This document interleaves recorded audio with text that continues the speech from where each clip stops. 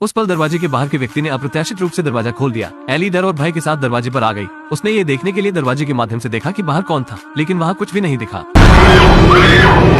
उसने मेज पर कैंची पकड़ ली और दरवाजे पर चाकू मारा। आखिरकार उसने बाहर के इंसान को डरा दिया। एली ने जल्दबाजी में दरवाजा बंद कर दिया। वो उस पल में घबरा गई थी। बड़ा बेटा अपने कमरे से बाहर आया जब वो अपनी माँ के कमरे के पास से गुजर रहा था, तो उसने अपनी माँ को अंदर चिल्लाते हुए सुना। जैसे ही वो अंदर जाने और पूछने वाला था, जब उसने अपने बेटे को चिल्लाते हुए सुना, तो एली कमरे से बाहर निकली और फिर बड़े बेटे के कमरे में आ गई। वो उससे पूछने वाली थी आखिर क्या हुआ, लेकिन बड़ा बेटा डर के कारण दरवाजा नहीं खोल रहा था। एली को दूसरी चाबी की तलाश के लिए नीचे जाना पड़ा और सुरक्षा के लिए एक चाकू को उठा लिया। जब उसने अपने बड़े बेटे का दरवाजा खोला, तो सबसे बड़े बेटे ने उसे बताया कि वो नहीं चिल्ला रहा था। एली जल्दी से अपने छोटे बेटे के कमरे में पहुंची। छोटे बेटे ने कहा कि वो नहीं जानता कि उसके भाई के साथ क्या हुआ। अचानक उसके कमरे में आ गया और उसे डरा दिया। एली को लगा कि घर बहुत अजीब है, इसलिए उसने पुलिस को बुलाया, लेकिन पुलिस ने पूरे घर की जांच करने के बाद उन्हें किसी दूसरे व्यक्ति का कोई निशान नहीं मिला। उन्होंने ये भी सोचा कि एली मानसिक रूप से बीमार थी, इसीलिए उसने पुलिस को बुलाया। जैसे ही पुलिस चली गई,